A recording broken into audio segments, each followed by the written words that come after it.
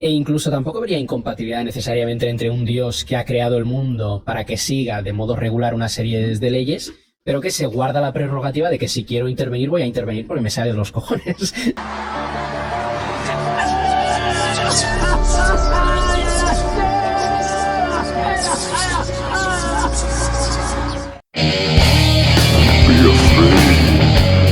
¿Qué tal, muchachos? Bienvenidos una vez más a mi canal. El día de hoy vamos a comentar un video bastante interesante. Es el podcast donde aparece Javier Santolaya y Enric de Adictos a la Filosofía. Creo que todo el mundo los conoce, no tiene sentido presentarlos. Uno es un científico y el otro es un filósofo. Aunque este video dura alrededor de 14 minutos, no lo vamos a comentar todo. Voy a comentar los primeros 7 minutos y en próximos videos haremos la continuación. También tengo otros videos para comentar y ya iremos sacándole el tiempo. Entonces, vamos con el video.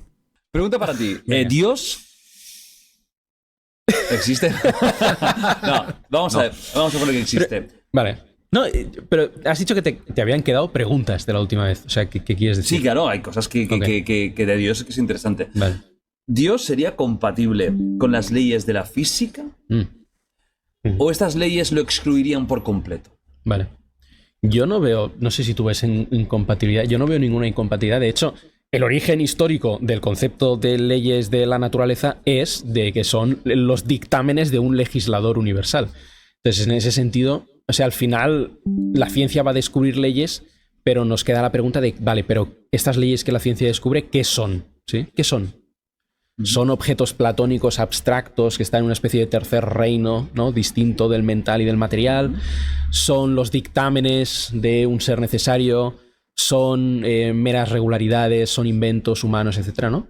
Entonces, en ese sentido, creo que se podría hacer compatible, porque al final, bueno, pues Dios ha creado el mundo. O sea, si la pregunta es mera compatibilidad lógica, yo no veo ningún problema. Pues Dios habría creado el mundo para que obedeciera a una serie de leyes y ya está.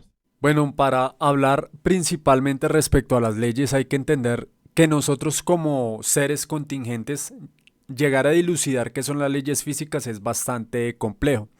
Pero nosotros podemos empezar por tratar de entender algo bastante importante. Resulta que las leyes físicas, como bien lo decía Enric, son como lo que controla, lo que rige el universo.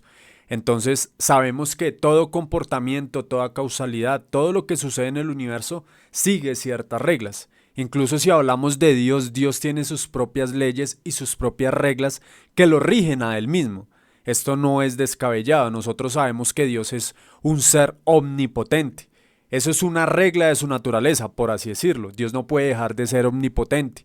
Por lo tanto, Él se rige bajo ciertos parámetros que cada uno de nosotros podría cuestionar si estos parámetros Él los puede controlar o no. Estas reglas existen para que Él exista. Básicamente eso. Estas reglas determinan lo que es Dios. Entonces, cuando nosotros hablamos del universo, siempre he sostenido que el universo podría ser factualmente necesario.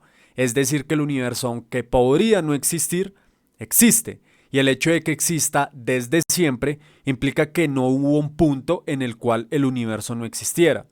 Pero si nosotros tocamos esto desde un pluralismo fundamental, tanto las leyes como el universo en sí mismo son contingentes, pero son factualmente necesarios. Es decir, que tanto las leyes como el mismo universo, aunque pudieran no haber existido, existen.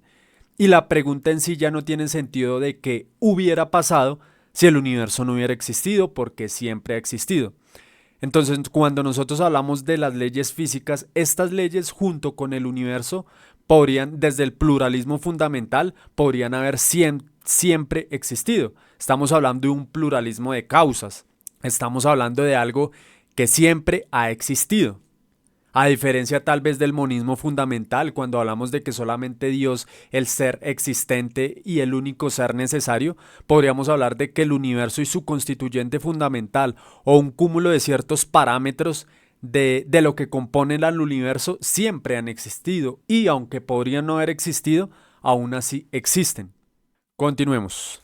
Una cosa que intento hacer siempre en este tipo de cuestiones es definir qué es Dios, porque hay muchas formas de definir Dios y algunas son tan científicas que... Como el motor inmóvil, ¿no? De Aristóteles. Sí, es una forma de entender un Dios sin voluntad, sin búsqueda ajeno al ser humano. Pero en particular está el Dios de Spinoza, que era como Einstein veía el mundo, que al final es una forma de orden, un orden cósmico, que no es necesario apelar a ninguna voluntad. Lo que quiero decir es que en función de cómo sientas tú que es ese Dios, pues va a ser más compatible o menos con las leyes de la ciencia. Entonces, si tú crees en el Dios de los milagros, de intervención en el ser humano, pues vas a tener que enfrentarte a ciertas cuestiones de tirantez con las leyes de la física. Si tú tienes una visión más laxa de Dios o más... O sea, hay formas de entender Dios que incluso algunas de ellas son muy científicas. Ya te digo, está el Dios de Spinoza, que básicamente es la forma que tenía Einstein de entender Dios. Incluso Dawkins al final dice que es una forma de ateísmo. Sí, porque claro, yo aquí es donde también... Esa parte es interesante porque lo ven como una forma de ateísmo.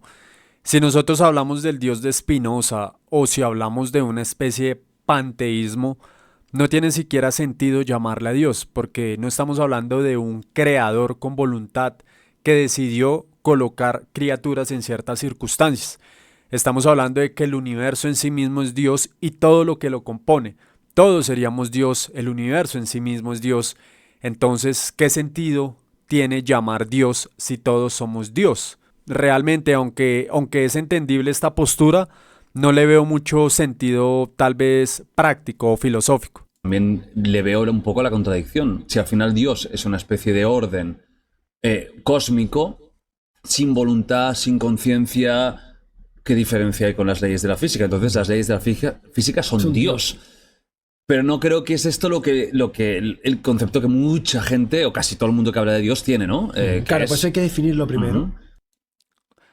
Y hago una salvedad, digamos, matemáticamente es posible que existan otro tipo de leyes.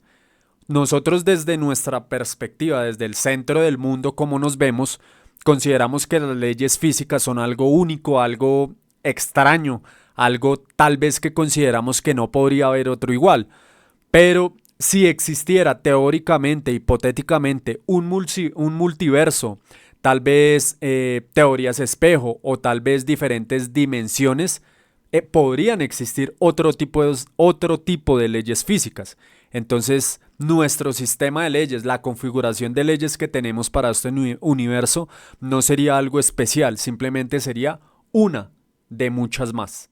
Porque sí es verdad que muchas personas en la historia del pensamiento han coincidido en una forma de Dios está en todo, ¿no? A lo Tales de Mileto y a lo Spinoza. Que al final es una forma razonable de entender la vida que presupone la existencia de un orden y una existencia de una inteligencia, pero que es muy tan compatible con las leyes de la física que es la propia ley de la física. Claro.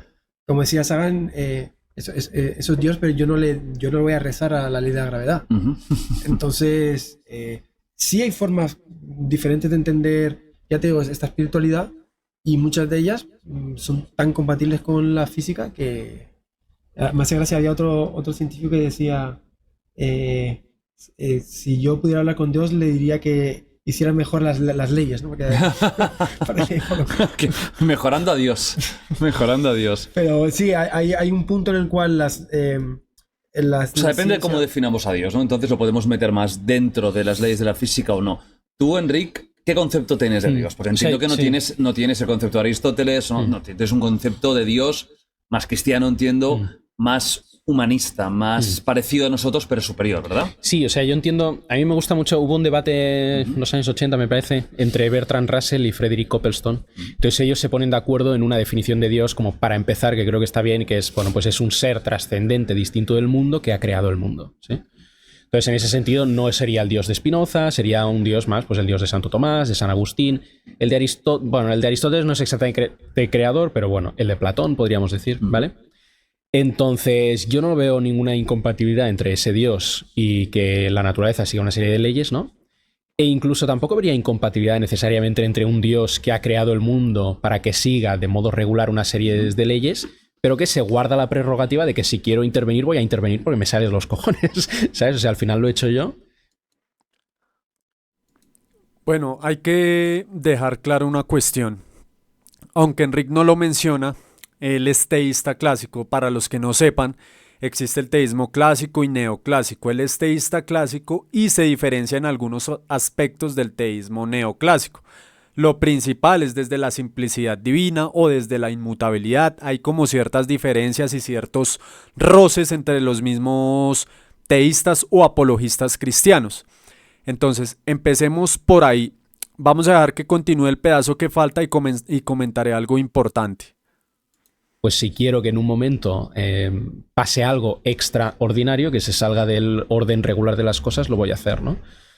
Sí, pero Esto era lo que quería comentar. Dios crea el universo y Él puede decidir dejarlo o dejar que sus leyes le den el flujo constante o den el flujo natural del universo. Pero Él tiene el poder para intervenir si así lo desea.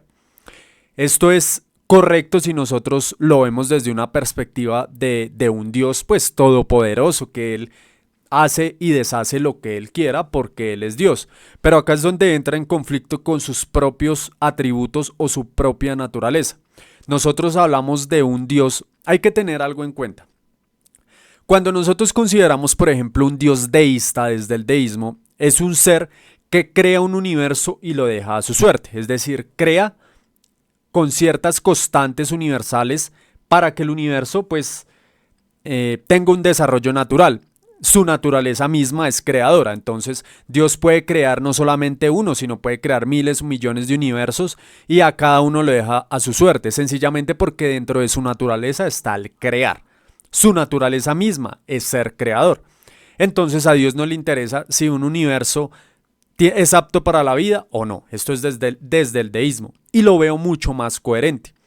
Cuando nosotros vamos al teísmo y nos damos cuenta de que en el teísmo lo que hacen los cristianos es tratar, desde adentro tratamos de comprender a Dios.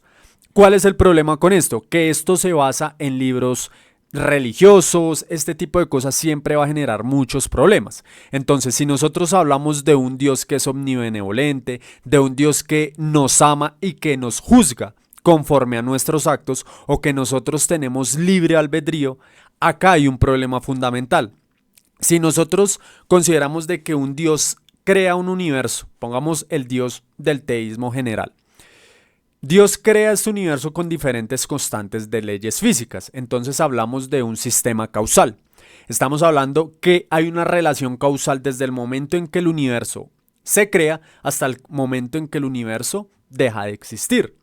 Si Dios decide intervenir en lo más mínimo dentro de un flujo de la vida humana, está alterando toda la cadena causal, es decir, está interviniendo en la voluntad del ser humano, por lo tanto ya no hay libre albedrío.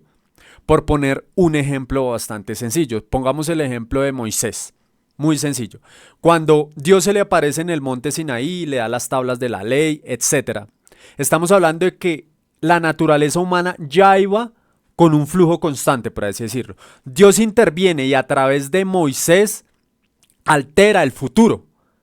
Entonces, si Dios a través de Moisés altera el futuro, esos hombres ya no son libres porque ya no siguen su flujo constante, sino que la decisión que Dios tomó en ese instante alteró todo el futuro.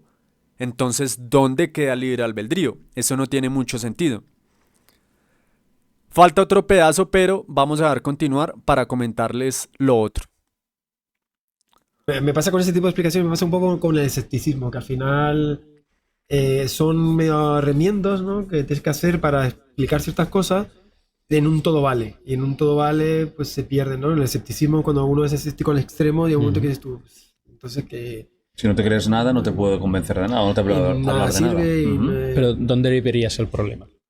Le veo el problema en que si para justificar cierta estructura, orden y narrativa tengo que permitir un todo vale, un Dios aquí entra, ajusta, tal, muy intervencionista, pues llega un momento en que sí.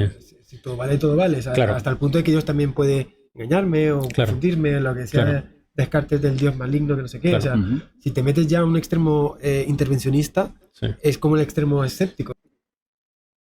Un Dios omnimalevolente que nos hace creer que es bueno para engañarnos. Es un todo vale, y el todo vale es como, no sé, Sí.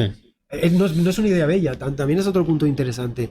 Como la belleza guía, hay una frase que me encanta a mí, como la belleza es el resplandor de la verdad. Y muchas veces se busca la verdad a través de la belleza.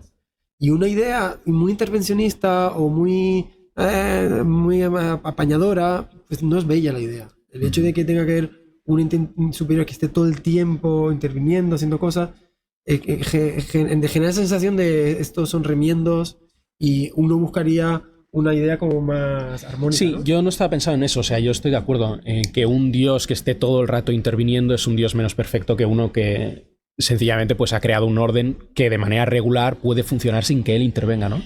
Pero lo que decía es que me parece que Dios podría guardarse la prerrogativa de intervenir en algún momento. Claro, puedes hacer lo ¿sabes? que quieras. Al Claro, final, por eso. Por eso digo que me parece que Ojo, este es el problema.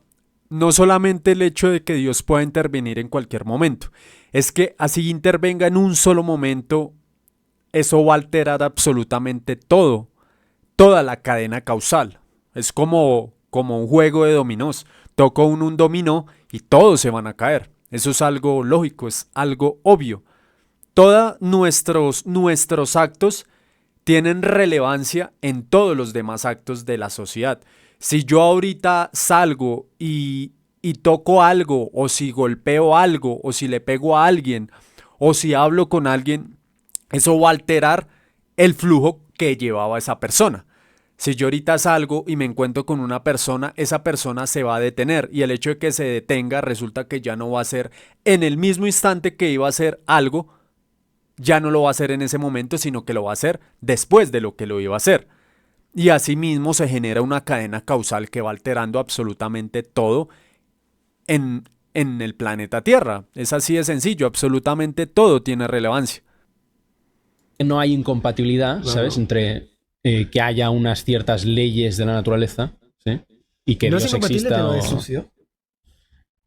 Eh, Para mí. Bien ahí. Bueno, no sé. Dogfight, amigos. Empieza el combate.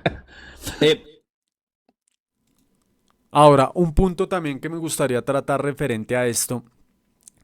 Si nosotros nos preguntamos, ¿qué es más perfecto? ¿Un Dios que es totalmente indiferente al sufrimiento o al placer o a la felicidad? ¿O un Dios que es amoroso? Si lo vemos desde un punto de vista objetivo, un Dios que no se siente motivado por absolutamente nada respecto a moralidad es mucho más perfecto que un Dios que se preocupa por criaturas que ha creado. Porque un Dios, por ejemplo, desde el deísmo, si nosotros hablamos de un ser que no siente, porque el amor en sí mismo es una debilidad. ¿Por qué? Porque altera el estado mental. Si hablamos de que yo amo a una persona, entro en cierta debilidad porque soy vulnerable. Soy vulnerable a lo que pueda suceder dentro de ese amor, ya sea que me engañen, ya sea que la otra persona sufra, este tipo de cosas. Entonces, un Dios deísta que no tiene sentimientos ni de bueno ni de malo, ni de sufrimiento de ningún tipo, es mucho más perfecto que un ser omnibenevolente que se siente vulnerable o siente cierto tipo de tristeza o aversión o lo que sea por el sufrimiento de su creación. Porque dentro de la teología cristiana, dentro del teísmo, sabemos que Dios se entristece cuando una persona sufre. Ya he hablado que Dios tiene dos tipos de naturaleza, una naturaleza decretiva y una naturaleza preceptiva. Con la naturaleza preceptiva es que Él se entristece, siente dolor, siente enojo, este tipo de cosas. Pero aún así, aunque haya naturaleza preceptiva, estamos hablando que Dios tiene una naturaleza que es susceptible y vulnerable.